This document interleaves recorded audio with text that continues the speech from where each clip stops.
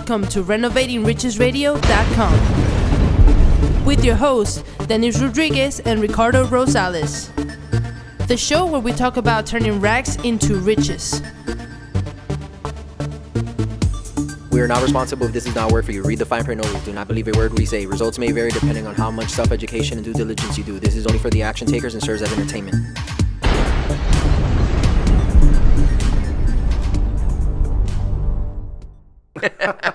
Whenever we are ready. Are you ready, Ricardo? I am ready. Well, I want to thank everyone that's connected. We're here in Brookshire, Texas, transmitting another show for Renovating Riches, and today we got a very, very special friend of ours that's going to talk about what he's doing in real estate and whatnot. But first, Ricardo. Okay, let's try that again. Welcome, everybody, to Renovating Riches Radio from Brookshire, Texas, with the best co-host, Mr. Dennis Rodriguez. And Ricardo Rosales. And the master producer, Mr. Neil Martinez. Right here in the back. He's like Neil full is, production right yeah, here. and you got to mention, like, you got to pronounce the name like in Spanish, right? Martinez. Martinez. and Mr. J.C. Wired, who just came over today to... number one, to catch up for a long time. Like we're still trying to piece the pieces together. I know. And number two, we got a lot of things in common. So we wanted to bring you on board somebody that's got a lot of energy, a lot of passion. He's doing something that he loves. Actually, not something. He's doing a bunch of things that he likes doing. Like I'm gonna let him talk about it. I'm not gonna say anything about what you do. But we felt that we wanted to present to our audience who you are, because you do have a lot of value to add. When it comes to what it is that you do in all your, aspects. And, I'm honored to have you here. And I know we're going to do great things going forward. So, everyone, JC Wired. JC, who is JC Wired? Well, first of all, Carlos. Juan Carlos. thank you guys. I know we're live, we're continuing, but this is going to be in YouTube. This is going to be everywhere for my audience. Thank you guys for always staying over there connected. Remember, we are here to bring you nothing but value and content, great content. So, for those who don't know me, on this side right here, I'm trying to speak both of the cameras. My name is Juan Maldonado, born and raised in the city of Bogota, Colombia, and Pablo Escobar got me out of my city. So, yeah, that's why I'm here. But he didn't pay him a plane ticket. Not necessarily that way. Sounds like he kicked you in the button. No, the situation itself, right? The situation, the guy pretty much destroyed my country. I did not believe my country. I have one of my mentors, Pedro Medina, who is a big entrepreneur, opened 50 McDonald's in Colombia, professor of one of the most prestigious universities, author of the most economical newspapers in Colombia, and he was a professor at the time at the Universidad de los Andes, and he said this, and when I heard him saying this, I felt identified. I didn't have any arguments to want to stay in my country. Right. 1999, another economic crisis of the construction sector. I was graduating from business, and I said to myself, well, there is nothing I want to stay in this country for. The salaries are terrible.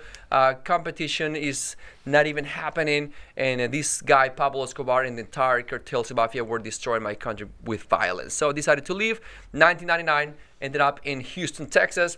And I said, I'll be out of here in 3 years. It's been 17 or 18. Wow. Yeah, it's been ever since. Why Houston? Why Out Houston? of all cities. You got Miami, New York. Yeah. Well, you always have the person that is the family member. your My friend. mom lived in New York City with a Colombian from Barranquilla, and they lived together in New Jersey, but she was already full Americans. She actually ended up marrying somebody in Houston, Texas, and that was a place for vacation for us, or her coming. Came here, landed a job in education. That's what I'm doing right now, full time.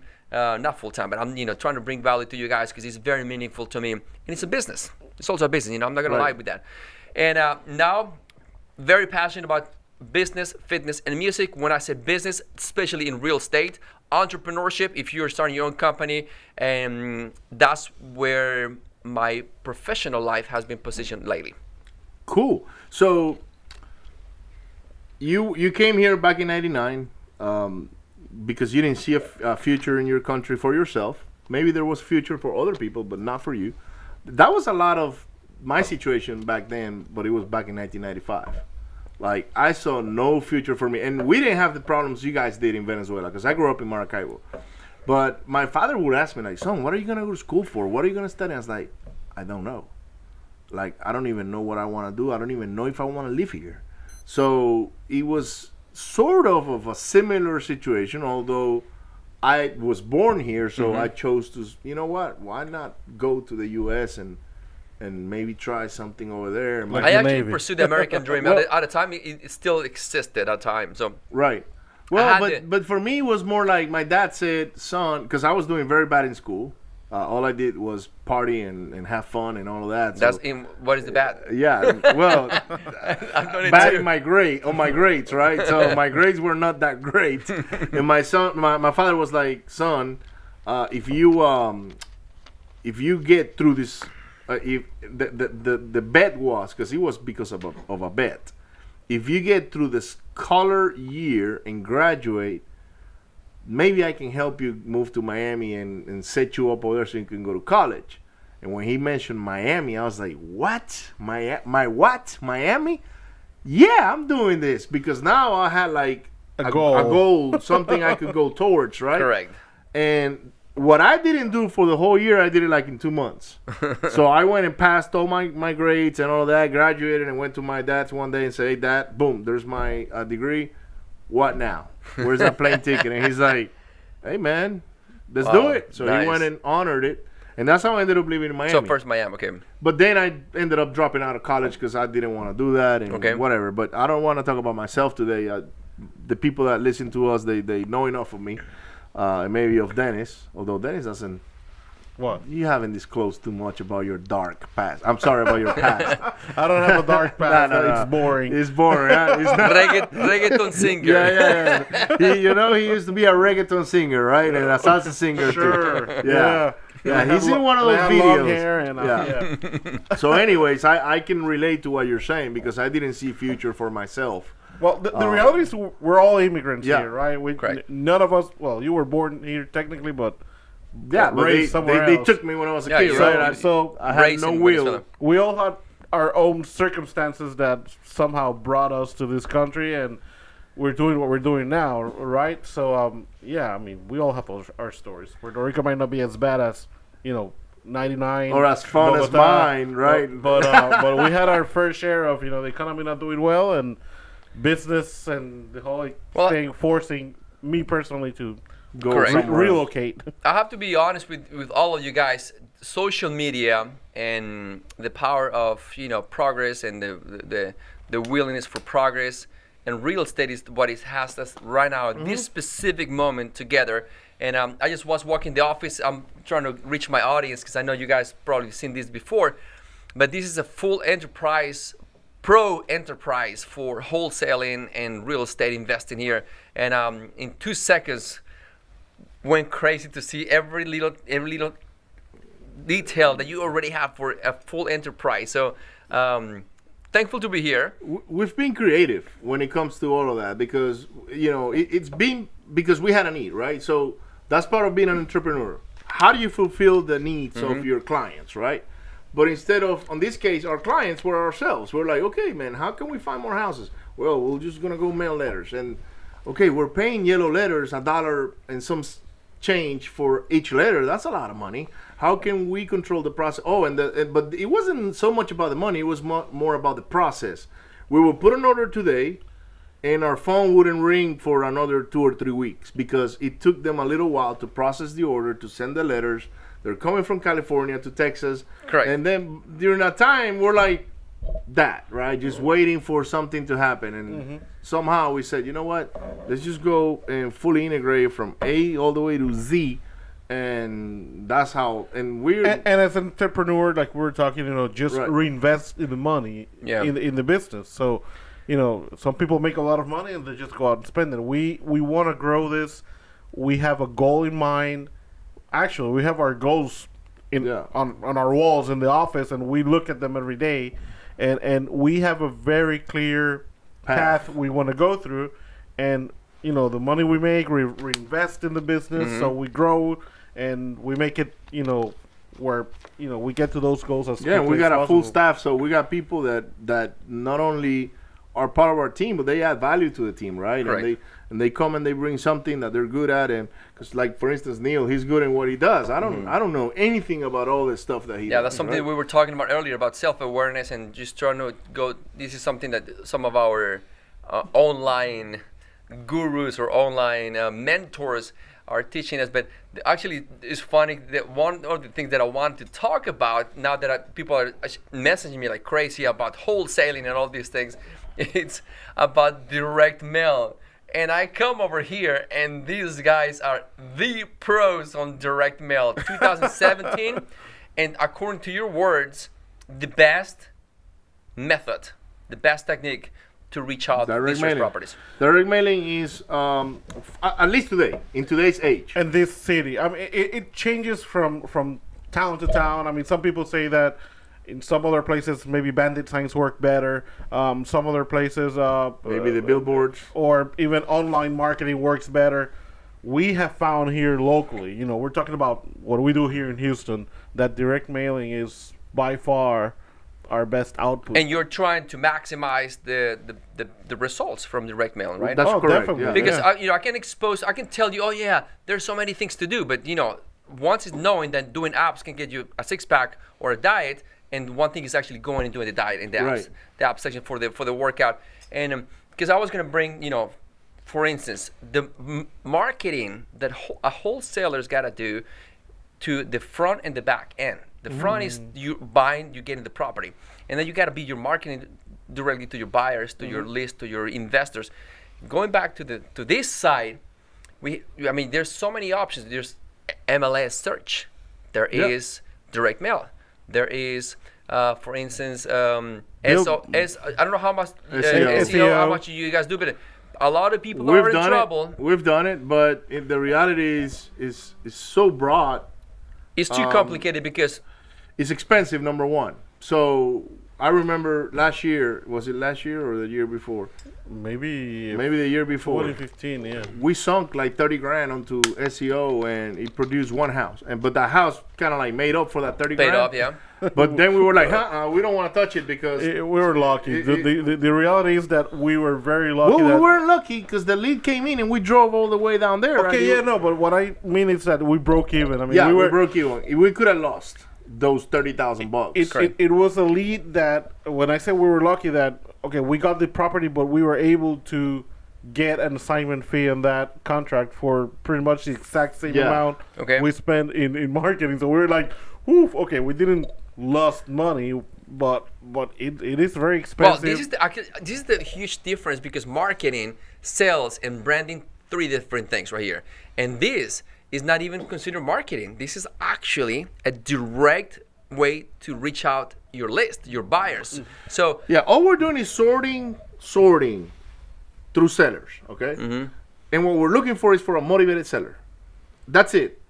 good point. Good point that you mentioned. I don't care about the guy that wants to know how much I want to offer on his house. I don't care so much about him because he's not motivated. What is his motivation? So sales, in the sales process of the wholesaling, you gotta include feelings. Okay, so what we do is we identify those feelings through our sales process in front of the seller.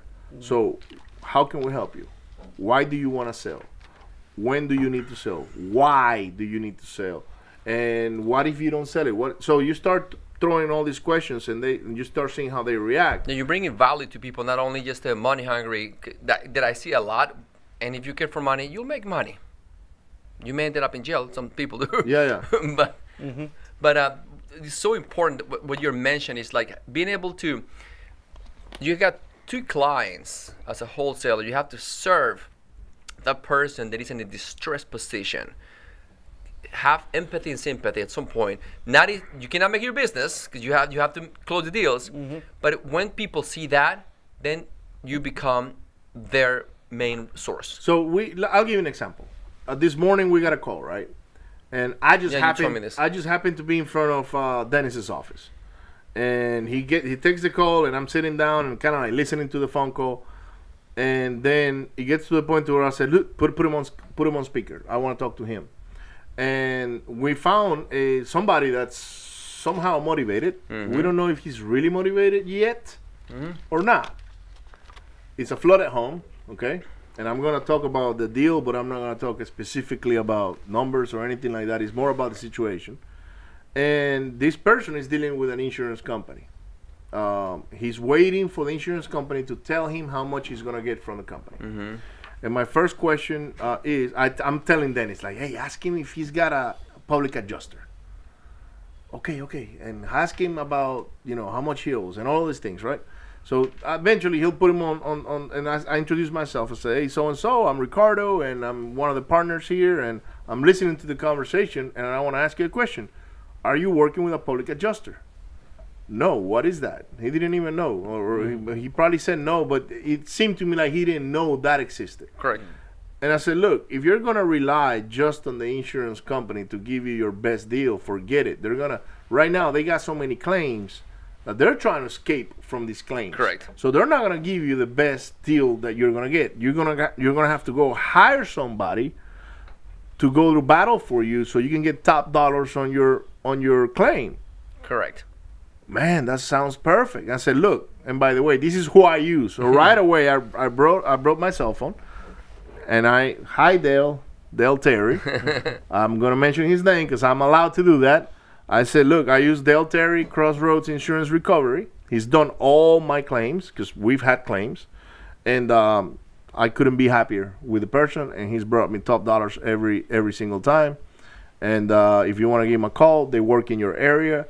And, why don't you go talk to him, and then we'll go look at your property and kind of tell you where we are. Correct.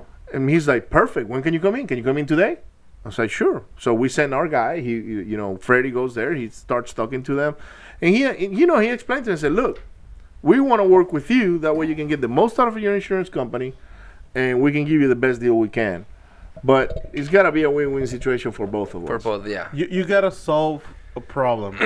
I mean, what we do is not about, well, we make money, of course, but it's not about that. It's about solving a problem. Yeah. You solve the problem, then you make the money. And look, by us giving him that choice, it might take us a lot longer to close on that deal, just because now he's going to get a public adjuster involved. But hey, guess what? Okay, that's a good deal. We're going to close on 4 months. I got it on the pipeline. Correct, yeah. Right? But you build that. We're adding value from the beginning, because he wasn't expecting for us to say, go talk to this public adjuster who's going to help you get the most out of your money. He's probably expecting, okay, there come the sharks that are going to come and try to steal the house from me. No, that wasn't the case. The case is like, look, man, we can help you this way if you want to sell, and we offer that on every single flooded home that we come across. Because we want the seller to get the most they can. Yeah, so this is something that we had a conversation earlier, that how important it is to have a little bit of philosophy of life to and bring it to your profession, to your job, because that's how you build and establish a reputation and a repetitive business. Now, something I want to go you guys to bring back over here is the letters. Oh, can you please, especially for my audience, I want you to see this. I've seen it before, but this is like, they have a huge machine in the back to produce. There's some companies that only do this right here. They charge a lot of money, direct mail companies, but you guys have it in-house because you see the value. Yeah, I mean, what we did is we saw a need, okay, in the market, at least for some of our friends, okay? We got friends that are wholesalers. They're just... You can see right here. This is just one of them. We got the printing room is full of these things. Yeah, but look at, this is full of letters ready to be mailed out. Correct. They're all ready. There's a bunch right here. ¿Cuántas cartas hay aquí, Neil? Hay 450. So this is 450 letters right here. Now multiply that by... Now we're sending this week. Last week 15? we sent 10,000. Actually 11,000. This week we're sending roughly around 10,000. But we did an exercise, and we might be sending more pretty soon. Mm-hmm. Because we did an exercise, and it's like, okay, how many can we produce a day? A day. And now we're gonna take it to where I don't care how much it costs. I just want to know how many people can I get myself in front of. So okay, is that gonna be 20,000 a day? Maybe not, but I want to send so many that our acquisitions manager is running like a chicken with the head cut off. Dennis and I are running like chickens with head cut off because we got so many properties coming our way that we're Very quickly, now I want to touch bases right here. I wanted to talk about the importance of direct mail. Even it's 2017, and I've heard these so many wholesalers stating that it has become or is one of the best sources. Not always one of the best sources. So now, what you can walk us through an example. Look, this is a yellow letter. That looks like a handwritten paper. Yeah, it's like a pad, A legal pad. a legal pad paper, okay, and it's got a lot of psychology behind it. The letters are red, and it's got an embedded system or an embedded message behind it for connecting with the subconscious mind. Some people don't care about that. They just put, my name is Dennis, and my wife and I are looking to buy a house in your neighborhood. That's a good story to tell, I guess. It's the ones I get all the time, because I get them. When you get property, they'll start coming to you too. And now what I'm doing is I'm saving the letters, because I'm going to call them later and say, hey, you want to send letters with me? Correct. Right? So, but anyways, it's very simple. You can make them complicated or you can make them easy. We choose to make them easy. So our messages are very The short. reality is that we change it. Every so often we. But you know, when we put all that story behind it, people they don't watch the novelas on the letters. You know what I'm saying? Well, I'll share this with you. I saw one the other day, but it's like actually the pad, like this side right here. Yeah, because it's more of a, that one is called a postcard letter. It was on a pad like this, but now the point is, this is how we get our houses, and it's very simple. I'm gonna read it to you out loud. If you got pen and paper, I got copyrights, so you're gonna have to pay me royalties. Actually, Dennis got copyrights, but it's simple. Dear Juan Carlos, we are buying houses in any condition, good or bad. We'll buy it. If you or someone you know is in urgent need to sell their house, please let them know Freddie has cash to buy. It even rhymes. See that? We pay cash. We pay closing costs. We close very fast. Call me now. Then I put the phone number. Or actually, Dennis put the phone number. If you're not ready to sell, save this letter for when you are, or give it to a friend. Sincerely, Freddie. And then we put, hablamos español. So we speak Spanish. That way, Some people don't understand. They don't understand any word. They just call because they don't. Mijo, you call me, you send me a letter. You know what? It says you speak Spanish. Okay, and then we need to explain. Look, we're real estate investors. what about doing double, Spanish and back English? No, never tried that before. It's more work. Okay, no, I'm just curious. Look, I've seen him, so. Yeah, but usually the person that gets the letter, if they don't know English, they will find somebody that does. And they'll. True. We're in the United States, so we should all speak English. But they'll find somebody, and if not, they're gonna call the number, and they're gonna say, Quick "Hey." question for my audience. I know we're over here also on your live feed for YouTube. For people that are really serious about this right now, and I'm here with the pros. I'm here with the real pros. An estimate, because you're not providing this service to any other companies. We are. We got wholesalers sending letters with us. Okay, so good. If a wholesaler wants to contract your services, what is an average? Just for mailing the letter is 80 cents.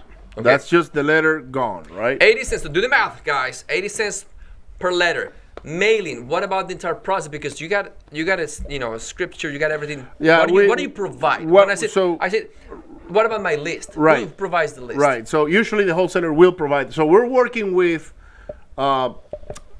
professional wholesalers, if you will. Okay. Okay. Okay. So I'm gonna say hi to Luke. Bye, Luke. Luke Wong. Luke Wong. Yeah.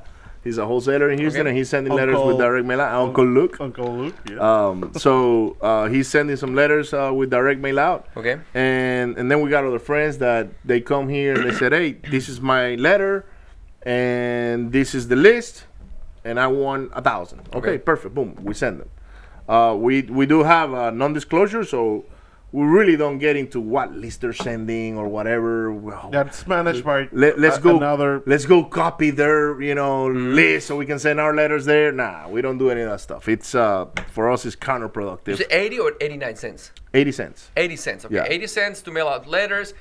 What is the minimum number that people should be trying?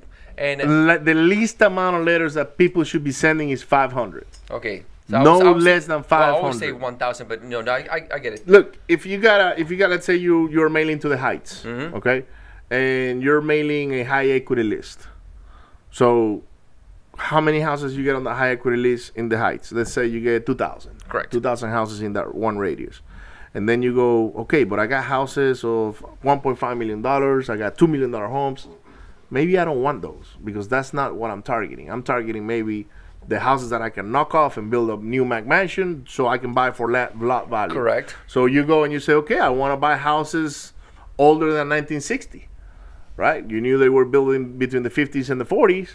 And you know right away they are very stressed, and that's what you want to target. And then you include that in there, and you're like, your list goes down to like, okay, I got now 350 houses. Well, but I need 500. Okay, let's go increase build before 71, or right. let's go put 3 bedrooms, 2 bath, or maybe houses up to 600,000. So you start working with your model, Okay. right, to get your 500 or your 1,000, because it all depends. If you're gonna do a 1,000 letter campaign, then you need $6,000 to do it, because it's $1,000 today, $1,000 in 4 weeks, $1,000 in the next week, and so on and so. Yeah, the one thing we were talking about is the funnel, the actually follow up, because some people, and I've heard this before, it doesn't work. It's like, yeah, you went to the gym once and it didn't work. Right. You have to go to the gym. You're right. No, that's the best analogy. You went to the gym once and you didn't become Arnold, right? That diet doesn't work. I use a lot of my fitness because I'm, a personal trainer, bodybuilder, done it all, and I've heard so many times, we are full of strategy. We are just also full of Yeah. Because we don't just take one, go in, try it all the way. Then give me your opinion. So over here, I've heard people saying, that doesn't work. It's just, I sent like 1,000 letters. How many times you sent the same no less than 6 times. At least 4. No less than 6, because we found out also, number one, we read a lot in bigger pockets. We love bigger pockets, and Dennis and I go sometimes on the blogs and we see what everybody's doing, and we start kind of like, okay, what is this guy doing that is working for him, maybe, or whatnot, right? So we came to a conclusion. There's really no secret sauce. There's none. You can mail pre-foreclosures, you can mail tax delinquent properties, you can do probates, you can do lease pendants. Divorce. There's so many different variables. So it doesn't really matter. You just send them out. You send them out. Perfect. Pick one and send them. But are you doing zip codes? Are you doing the criteria? Are you really implementing more criteria? Yes. All the time. We have to, because otherwise you're gonna have millions of addresses. Look, and then money wasted. There's what, 6 million people in Houston, so you can take a guess. Tell maybe, I don't know, my 2 million, audience, where are you getting your list properties from? Tell me. Not a specific website, but what is the process? I'll tell you exactly where I get them from. We buy them on ListSource. ListSource, okay, That's number one. Although that is the most expensive one, it is the most effective one. So if you're doing 500 letter campaigns, ListSource, my guys, if you want to check it out, that's where you need to go. If you're doing 500 month campaigns, buy them on ListSource, because you're gonna get the best list. Can you spell them out for them? LIST and then SOURCE. ListSource.com. So you go to ListSource, and before we're not advertising anybody here. No. Giving the resources. No, we're just telling you what we do and how we do it. So you can go to ListSource, and before you actually buy the list, you can build it. Of course, you're not gonna see the addresses and the names. You're gonna see how many leads you're buying. Correct. So you can go how much it's gonna cost, and how much it's gonna cost you, if you can afford it, because a lot of people are gonna start on a tight budget like we did. Our first mailing campaign was $400. We didn't know what we were doing. All we did was sat down in front of ListSource and let's start playing with all the, man, what is this box here for? What is this? And we didn't know, so we spent hours just trying to figure it out, right? Correct. So number two, here in Houston, there is a software called Real Acquisitions as well, which a lot of the wholesalers use. I would say probably the majority of people are doing it constantly. I use that one. I've seen it myself many times too. We've used it, they're but San Antonio too, I think. Yeah, I think they're here. San Antonio. Yeah, I'm not going to give any public comments. I got my own comments, but yeah, we've used it, but that's not. I think what they're we trying use. to do too much and they could just do 1-2 things. So people are going to identify with it for one reason or another. So we identify better with a Revo gateway, for instance. I mean, the reality is that all these different companies provide lists, but what we have found is that each one of them has a niche. Yes. For example, List Source, it's very good with equity. Equity. Equity in the properties. They have their own algorithms and voodoo thing where they can pull that equity. Rebel Gateway have tax liens and tax deeds, especially in other counties or states. No, because we do mail in other states. Correct. So we need access to other lists. Correct. That maybe So real acquisition is not there, right? Not there. So Yeah. each one of them have like their niche. What do you call that? Criteria that if you need that, then you'll probably have to go. If you definitely need equity, you probably go to List Source. Correct. If you want to work more with that tax liens, then maybe Revo Gateway will work better for you.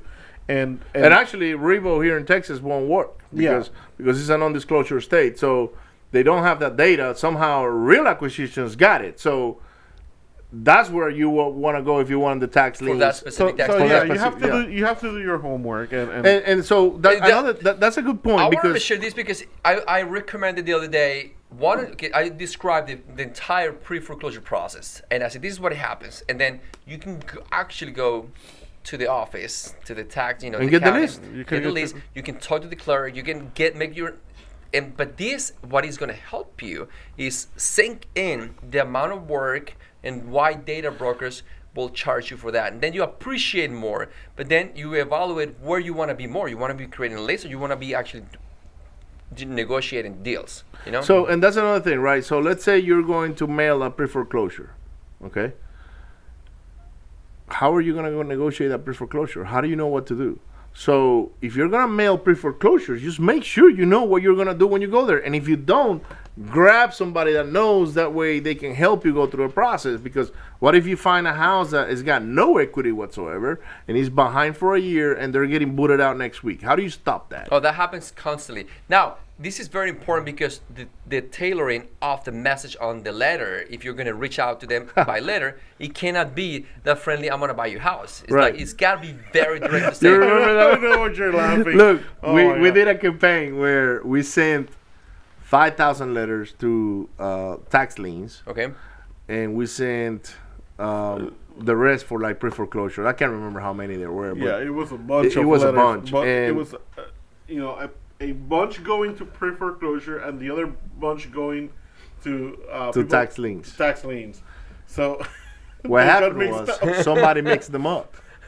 So the tax liens people get the pre-foreclosure letter, and the phone calls that came in were rough. Yeah, that month. Was, I mean, I am the one answering the phone, and that month I can wait for it to be done. Yeah. Because you don't understand people's situations, and then you will why offend people. are you sending me a pre-foreclosure letter? Where do you get that I'm on pre-foreclosure? My house is paid for. Yeah. Well, same sorry, thing with the it's a taxes, mistake. Well, but you owe taxes probably. That's why. And so we sort of, got out of the situation. But that was money wasted Yeah. because of a human error, right? Correct. And the guy that did it apologized like I don't know how many times, and we're like, look, man, we're But not. see the importance now, showing the mistake, show the importance of tailoring the message, so you actually have more effectiveness going through. Because all you want to do is being able to get that, open the door to negotiate, to Right. bring that offer, and most likely try to close that offer in a day or two. Day or two is max number two. Once they open the door. Yeah, and then the other thing is, okay, let's say a pre-foreclosure is a complex Yeah, situation. pre-foreclosure is more complex because it's a longer periods and they have notices and. I know, and sometimes they say I only owe 112,000, and then the payoff is 170 because they've been late for 2 years, and the lawyers now tag their fee onto it, and all the late fees, and it just becomes a nightmare. Another question: is anybody in your team, just out of curiosity, you don't have to disclose if you don't have to. Is anybody licensed? Yes. Yes. Okay. Could you explain the importance of being licensed and also the importance of not being licensed? I would allow Mr. Dennis to do that.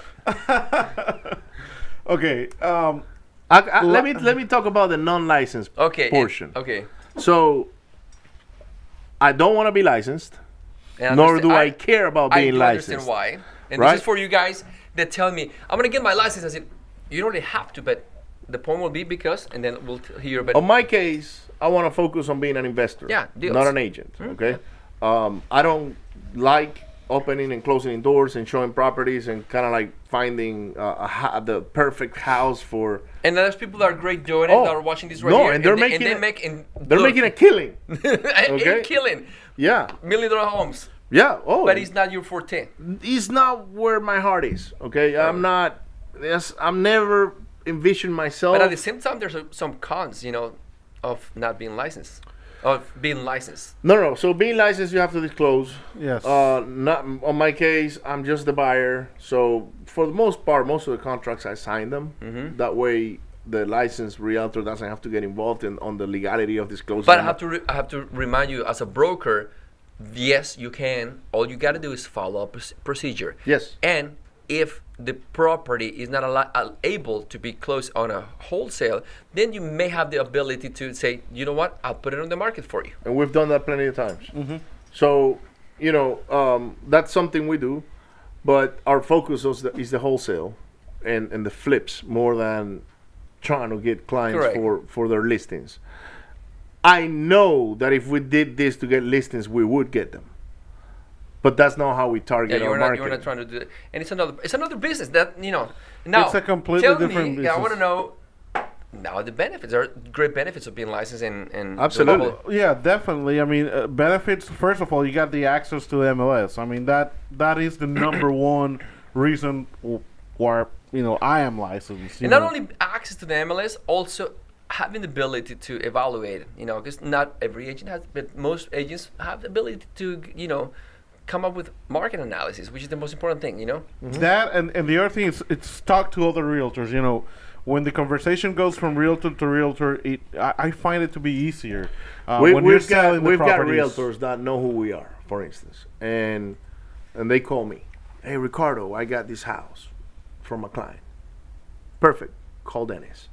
And they will start talking to Dennis, and Dennis will take it from there, because now it's a realtor to a realtor talking about a deal coming up. Now I make myself the investor. Correct. So now Dennis is representing Ricardo. Yeah, right? we can switch hats. Yes. But yeah, the most important thing is disclosure. Tell everyone if I'm there talking to them, I tell them, hey, I'm a real estate agent, but in this occasion, I'm here to offer you a cash offer because I have an investor that wants to buy your property. We're not talking about listing it. We're not talking about representing you in any way. So it's just be clear with people. Yeah. They normally We understand. disclose as much as we can about everything we're gonna do. Correct. So I'll give you another example. When we sit in front of a seller, we tell them we're gonna buy your house, but maybe one of our associates will pick it up. That way they understand that it might not be me, the end buyer. It might be you. It might be Dennis. It might be, I don't know. Who knows? Yeah, for who. those who are watching, this is called, basically assignment. Right. You're actually selling the option because you have the right in the particular moment. We So- do a lot of assignments with the people that we know. Okay. But we also do a lot of closings, and we close on the property. Double and we close- resell. double closings. We do a lot of double closings. A lot of Wholesaling. wholesaling. You see more double clicks than assignments, or Not really. We do blind HUDs. So Okay. on the blind HUD is sort of a double closing. Correct. Okay. There's no two closings taken. The only way when you have a double closing is when you close on the property and later on you resell it. Correct. So you took possession of the property for minutes, hours, or whatever. But which is not true because you have to be registered, so it doesn't really happen. But it's called considered double closing Right. in the market area. correct. But you never hold the title of the property. No, but we do. Sometimes we do because we close on it. We fund it. Like we pull the money from our investors or from ourselves, okay. and we go and fund it, and we get And then them you- out of the way. That's the only reason why we do it, is to get the seller out of the way. Because maybe the seller needs the money quick because they are going through something where they need access They're to that getting cash. foreclosed in 2 Right, days. right. Yeah, sometimes there's private investors, transactional lenders. There are so many options to make this happen. This is not the class today, but there's so many. But that's what specific- we do when we do the double closings. Okay. We'll close one first, get the seller out of the way. Also, if we suspect that the seller might be talking to another wholesaler trying to go behind you our wanna backs. close your Which, deal. by the way, it's kind of hard You wanna to get close your around deal. us because we do MOCs on every Correct. property. So, good luck to that. Yeah. Man, this is a seminar right here.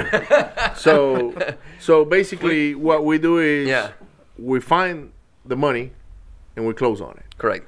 Now, seller is gone. Now we say, okay, do we call our buyers? Do we fix it ourselves? Do we get or refinance it? We're actually doing that next week. We're closing on a property. Seller is moving away, and then we are actually reselling it to one of our other companies that's actually going to do the flip. So, but we are closing on it with a third-party money, and the only reason why we want to do that is because the buyer is in need of the cash, and also I want to get that done and over with. That way he can move on. Correct. And we can take control of the property and not risk it for any reason. So when deals are good, you want to make sure you can close on them. The sooner the better. Correct. A lot of mistakes wholesalers make is that they want to sign that contract not to spend maybe a couple of grand on double closings, using transactional funding and all of that, and then the deal slips away because they didn't find their buyer or whatever. Or Yeah, that's something I want to tell people, just to close the deal, man. Find ways. I mean, helping. Not. I've seen other people trying to close deals in a different manner, but try to close the deal. Try to put it on your books first. Yeah. Always, as soon as possible. Then you'll figure something out, and that's one of the ways, because you're keeping inventory for a day or 2 or 3 within your. Well, sometimes the inventory is there for a month, but Yeah, we're starting to do more wholesaling also, where we buy them, put them under contract, then we go and do some very minor stuff like we cleaning, clean it up. make sure all the trash is out, make them look a little bit better for the Correct. MLS, and then we list it on the MLS for investors. So we just talked about the pros and cons. There's no absolutes like the number one, negative or positive. It depends on when you put it in the balance. That will affect your business. There's one house we're doing wholesaling right now, the cigarette house where it smells like cigarette. yeah, And we're just pretty much priming all the walls, painting it real quick, and out. But you're flipping it. And not really a flip because I'm not going with the granite countertops. I'm not. Well, going, but I'm saying that you putting your hands in. putting a little bit of work into it to make it better for the market. That's it. Okay. But I'm not going to level the foundation. I'm not going to change windows. I'm not going to change the countertops and do the backsplash and do all the HGTV stuff that I usually talk about. The HGTV effect, right? I don't watch any TV, so I don't have any. Well, I don't either. But it's there. I know it's there. it's there, and that's why we're getting so many people trying to get into this business. Now, quick question for those who actually, because I got people these days sending me emails, and what about for that person that really said, you know what, I want to start with wholesaling? Yeah. Because some people look at it as an entry level. I said, no, this is a business. It's not an entry level. It's a different side of the equation. But let's say somebody who says, look, you know what? Necessarily I have no money. Right. What can I do? Drive for dollars. Number You gotta one. drive, right? You gotta get You back gotta to drive. gas. We actually 2 of our best deals. Dennis got him driving for I dollars. have to say this. It makes it like a field trip, so to speak. but you know what? It's true. I think our best deals this year, 2017, came from a driver for a dollar that I did, and it wasn't that you were driving for I dollars. wasn't. Yeah, It was that he was you were. targeted. He was paying attention to his environment. Targeted. I was just No. I was just leaving a house that we have it for rent.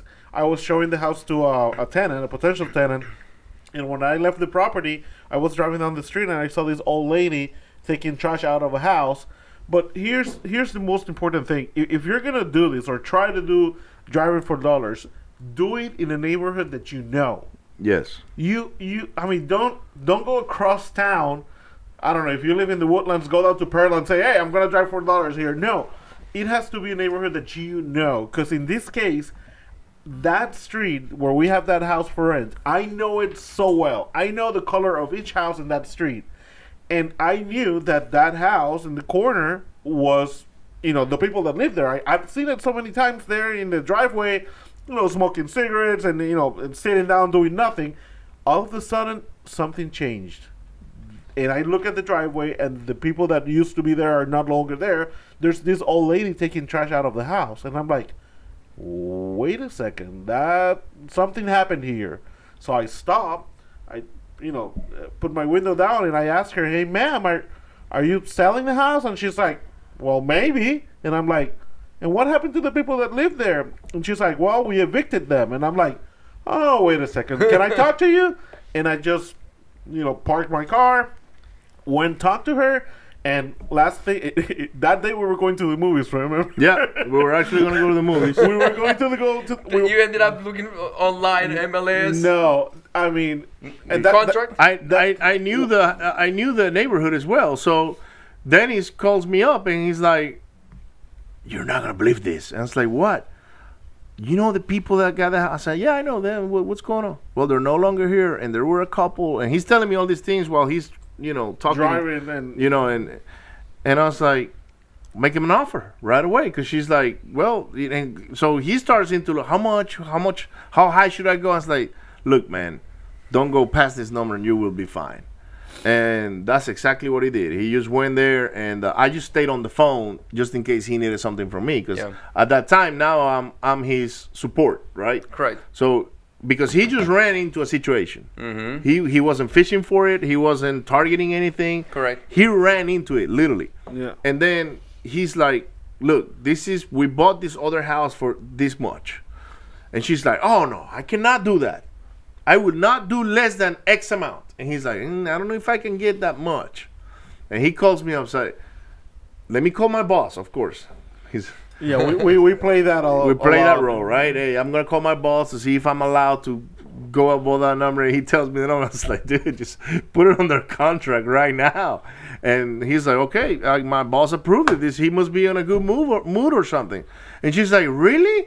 "Yeah, I have another house." And he's like, "What?" And then that day, Dennis walks away with roughly two contracts that turn already into $80,000 worth of assignments. Correct. See, guys, and then I had to explain to my wife, "Sorry, we're not going to the movies." Yeah. Something I'll explain later, because she was texting me, "Hey, it's already 7:00. I thought we were going to the movies with Ricardo and his wife." Here. And I'm like, "I'll call you later. Just trust me." Oh, my wife was ready to go too, and she's like, "What happened?" I was like, "Look, Dennis is putting 2 houses under contract. We're watching TV or whatever it's on here, because I don't care about the movies at this time." And when he calls me up, he's like, "Man, I got this house for this much and this other house for this much." And in this location, this area, or no, this is far from here. Okay. And we, like I said, man, we got houses an hour and a half away from here, and I go there and I look, and oh, by the way, the second house he put under contract was on a street of another house we had under contract. Same street. So as soon as she told him the address is blah blah blah blah blah street, he's like, "Hold on a second, We have a house there. we got another house there." And she's like, "Really? You guys bought that one house?" I was like, "Yeah." "Oh, I thought this other company bought it." No, it was us. So right away, another thing that he did that day, he said, "Look, if you want to really know more about us, this is the title company we're going to work with. Call them." "Oh, I know them. I know this person and I know this other person," because they are real estate investors. It's just that they just got up in age and they just need to let all these properties go, right? And we go back to what I was saying. Yeah, you can do this. You can get into wholesaling, no money down. But one of the ways of doing it is driving for dollars, but you have to put the effort. correct. No money doesn't mean that you're not going to do any work. No money. They're like I get messages sometimes. "Do you do any seminars on virtual wholesaling?" And I look at that like, wow. People. This is really the definition of a lazy person. Virtual wholesaling. Virtual wholesaling is somebody that puts a house under contract without seeing the house, talking to the person, and selling it to another. On Google Earth. Jesus Christ. How do they do these things? And of course, there's got to be somebody doing it. Probably somebody figured it out how to do it. Somebody figured out something we haven't. But people want to get into not only this business, any business. They want to get in with no money, no effort whatsoever. No education, everything already. They don't want to pay for education. You give them a book, they don't read it. I mean, it. At some point, you have to put the effort. Correct, I agree. Or the money. Either way, somehow you're gonna pay for it with either sweat equity or work or hard-earned dollars. So if you're gonna do driving for dollars, it works. But do it in an area that you know. Do it in an area that you can see what's going on in the neighborhood, and you can do it in your own neighborhood. I Yeah. do it in my own neighborhood all the time. I'm looking at the houses. Oh, the grass is growing on that one. What's going on there? And then there's no activity. Maybe that house is getting foreclosed on. And I go on the county and I check, right? Do they have any notices or whatever? And that house is too expensive. I'm not gonna go for it.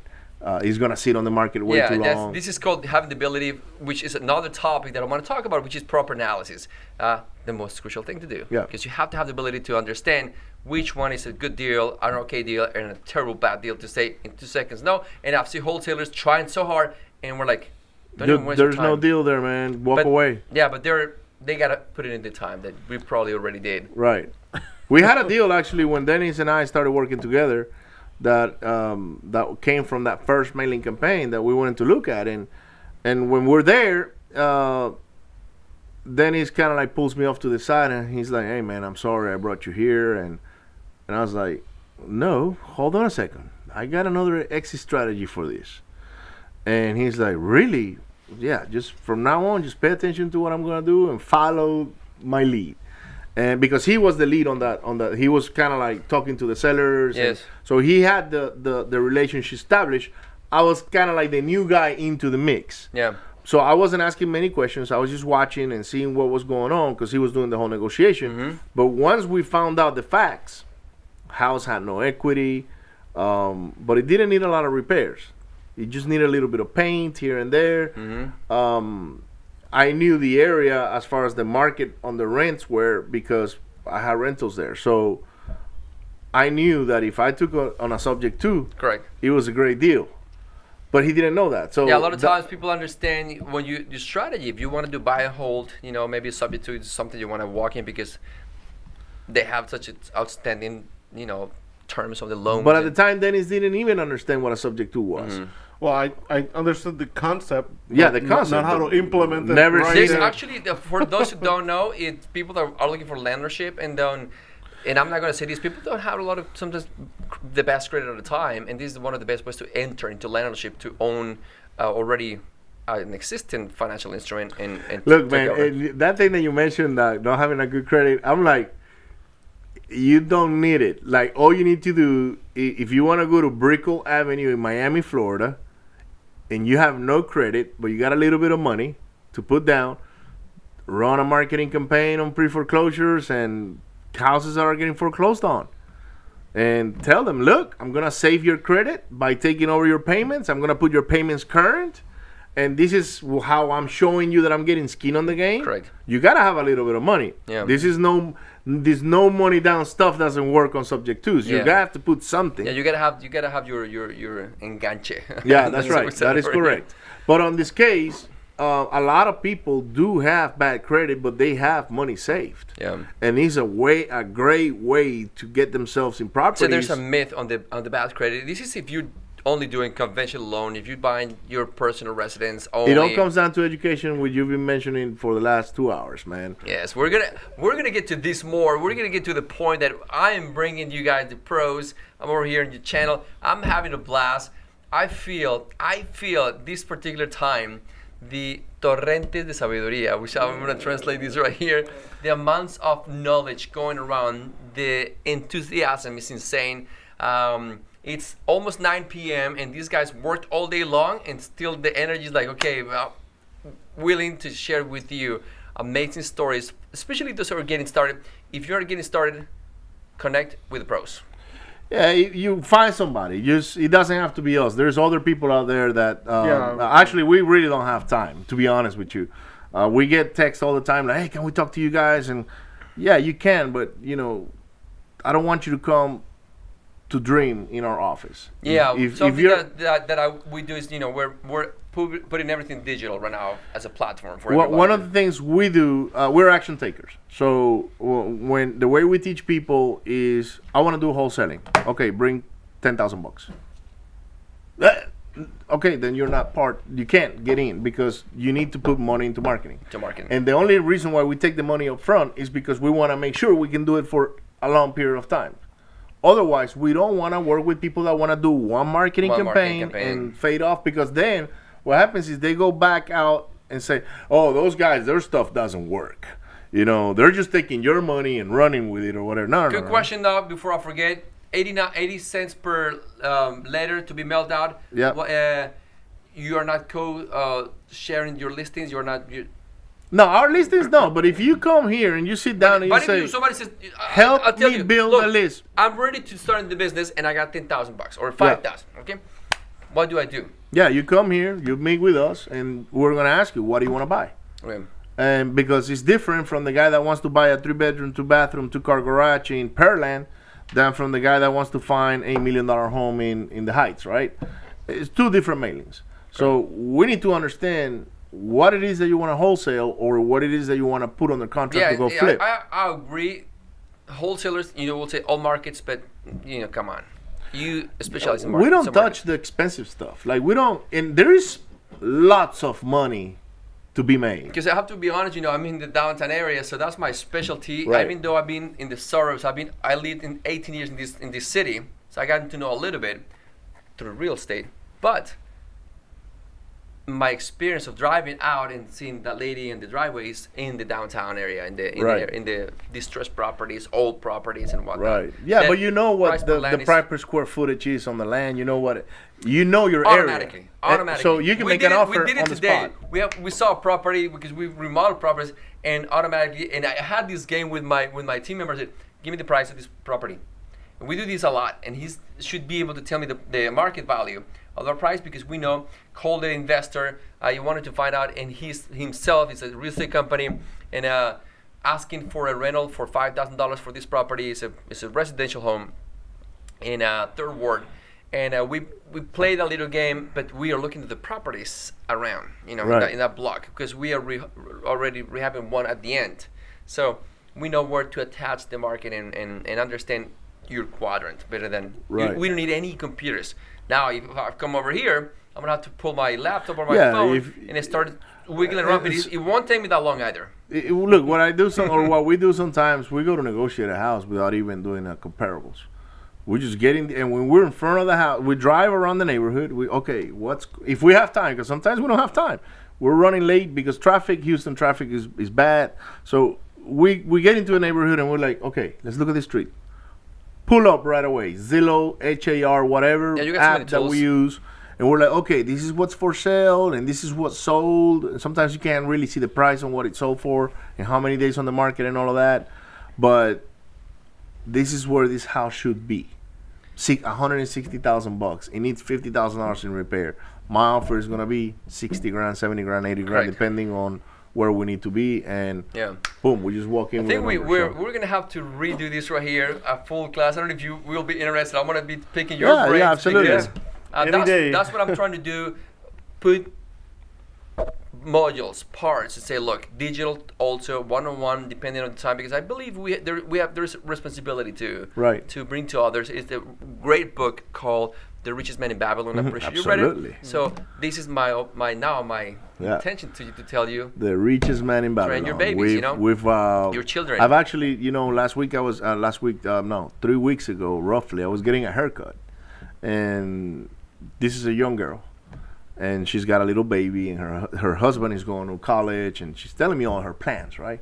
How she wants to go to college, get a job, buy the house, and all of that, and I'm thinking like, no, don't do it, Go rent something cheap, and kind of like save some money. And she's like, yeah, but we want to have a stability. I said, look, I want you to think about what you want to do when you grow up, other than being a wife and a mother, okay? Read The Richest Man in Babylon. And she's like, the what? And I was like, just look for that book, The Richest Man in Babylon. And once you read it, because I was telling her about real estate, Yep. right? You're going to understand exactly what it is that I'm talking about.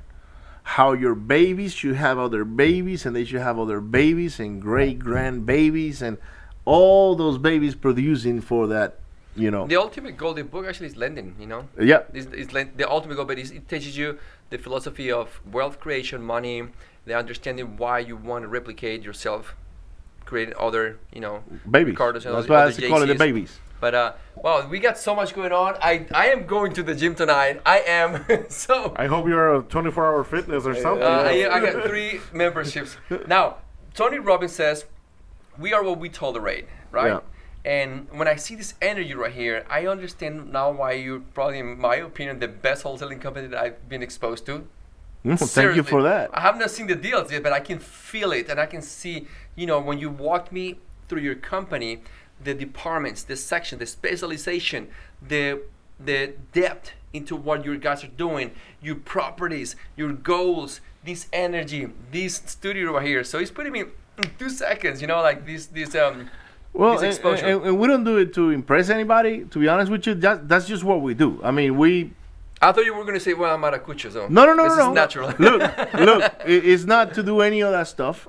It's because at the end of the day, most of the properties that we put under contract stay within our group. Correct. So we're not trying to impress somebody saying, oh, we wholesale 12 properties a month and we buy 100 houses a year. Nah.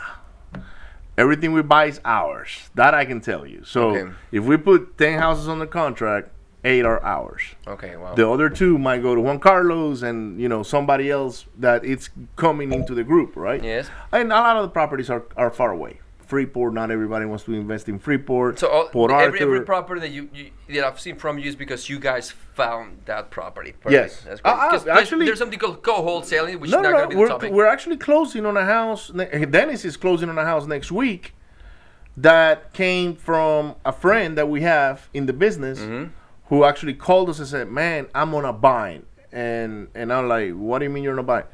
I got this house in the contract. I need to close by November 31st or 30th. We don't have a 30th. And I don't have a buyer.